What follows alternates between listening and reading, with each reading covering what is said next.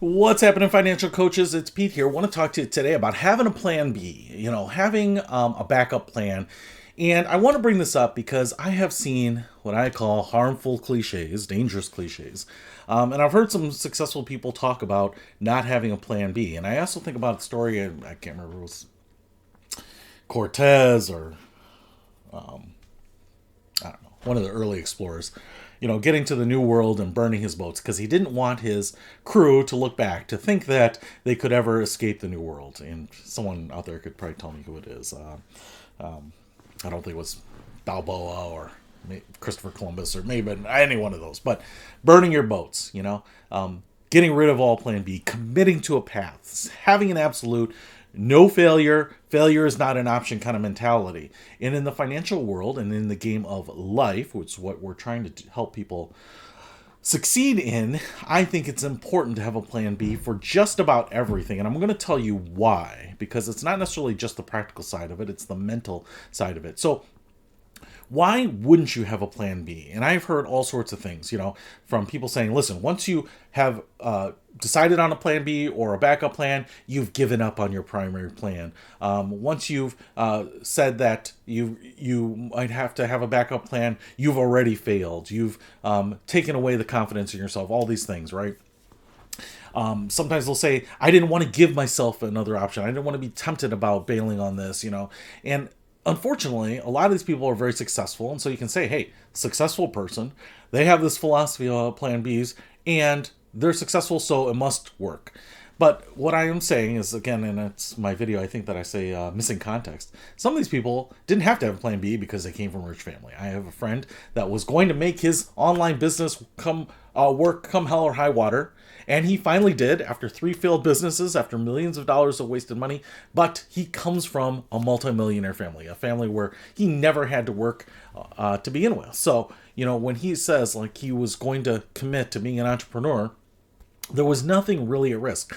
For the rest of us, for the real world people, for me, I have things at risk, right? I don't have family that has unlimited resources. In fact, my parents have done well for themselves in the respect that they can retire.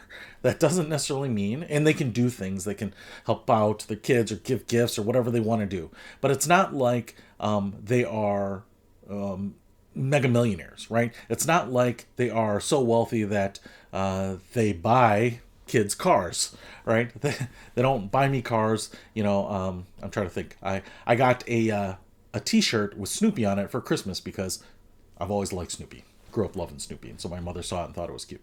So that's the kind of family I come from, right? One that is solidly middle class and provides some safety net, but not safety net from saying starting a company, borrowing millions of dollars, and then getting bailed out.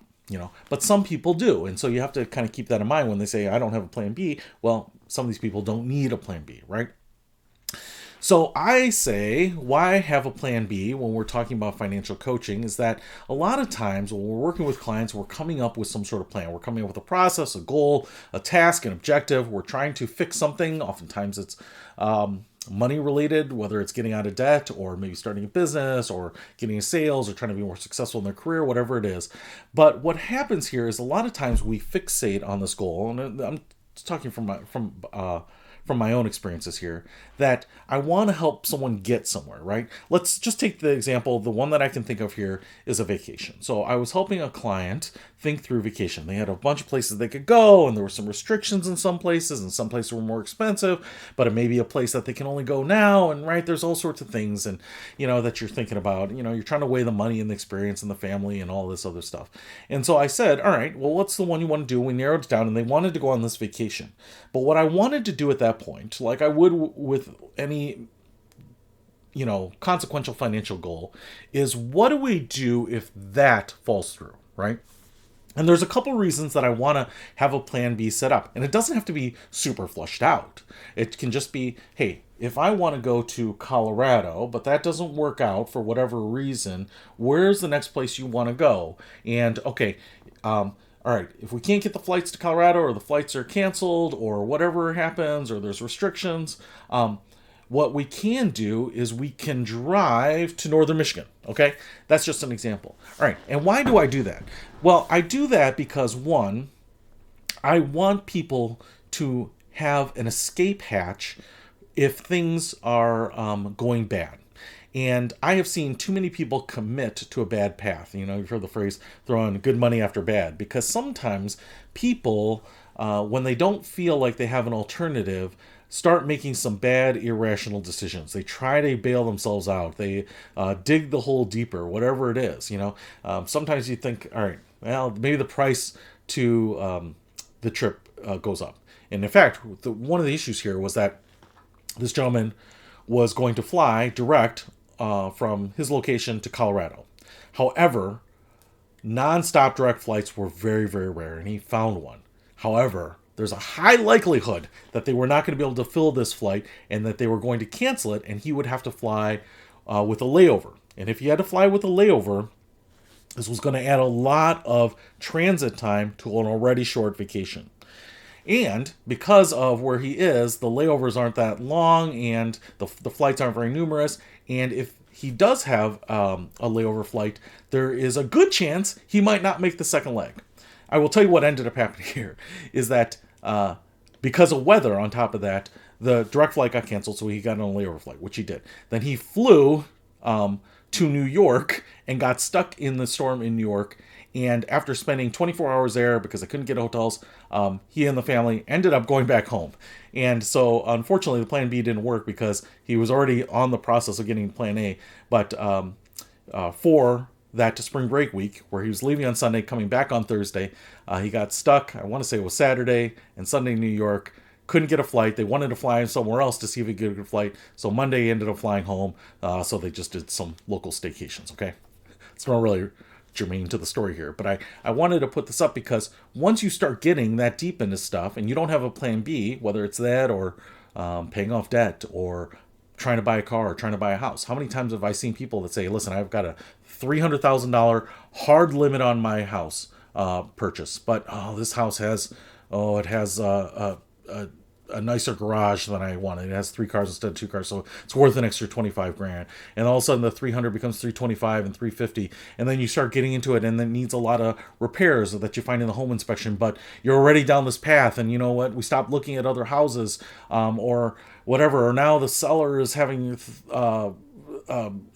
second thoughts about it, and I've seen people pay to lock in their interest rates, you know, so that they can continue the negotiations, and it's just like this commitment to this path because there's no escape hatch, there's no ripcord to pull. And so when you don't know of an alternative, you just kind of start getting, I think, obsessed sometimes about some of these things, which may just be a bad path. All right. The other reason I do it is a plan B, in my opinion, helps people have a clear direction after failure. So what ends up happening is that if we don't achieve the goal, or if we have to get rid of that one, or whatever it might be, so for example, if someone's trying to change the interest rate on their credit card, get a lower interest rate, and we say, here's what you do. You go through this and tell them that you're willing to pay and that you've never asked for this before and blah, blah. We give them a script and some things to talk about, and if they go and they make that call, and I know that maybe there's a 60% chance they're going to, but there's a 40% chance that the credit card company isn't going to help them out. What I want to do is, before they get into that call, have talked about what the next step is if they don't do it. What the next step is if they do, but what the next step is if they don't, because otherwise, when they get off the phone and that person says, I'm sorry, there's nothing we can do for you at this time, we're just not lowering interest rates, they hang up, and now the failure sets in and we tend to wallow. And that can be kind of paralyzing for a lot of people to say, well, I don't know what to do now. That was my only shot. Now, if they call me again, right, at that point, maybe we can come up with something. But if I've already planted the seed that there's a plan B, if I've already said, hey, if they do it, great, then we'll find the interest rate, have them send you the new payment, we'll factor that in, we'll reevaluate your budget. So that's what we're going to do if successful. But if failure, and if then, but if failure, what we're going to do is we're going to look at some of the other options. We're going to look at refinancing this into a personal loan or some of these other things. And we don't even have to go into depth about it and say, like, here's the place that we're going to go, or we're going to look at these personal loans or whatever it is. All we have to do is know that there's a plan B so that we stop the wallowing. We stop kind of the dejection and the loss of motivation at that time when we hit a failure. Because what we do then is we just treat the failure as a decision tree, right? So instead of a failure being an emotional moment or even something we classify as failure, it's just what happened, and now I'm going on to the next thing. So I like having plan Bs set up with clients so that they don't overcommit to a bad path, that they feel like there's another alternative. Like in the vacation side, if you start planning a vacation, you find out there's all these hurdles, all these extra expenses, all this travel, it's going to be complex. And yet we talked about, hey, this other trip where we don't even need to book tickets. We can just jump in the car. We can be at this location in 7 hours. Here's the place we'll stay. We'll be able to drive back regardless of the weather. It's very predictable, whatever.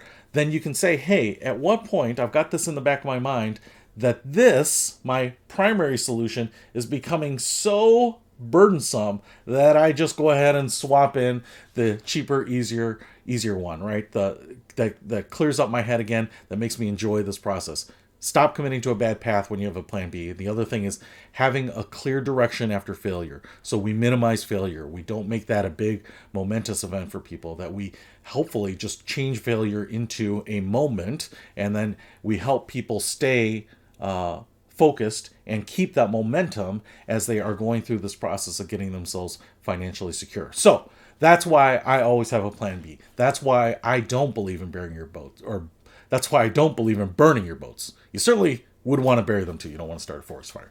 But you don't want to burn your boats. You want to have as many options as possible. You want to put yourself in a position where you have leverage, where you can negotiate the best terms, the best rates, the best opportunities. For the people that say that not have a plan B, I would say that why not, right?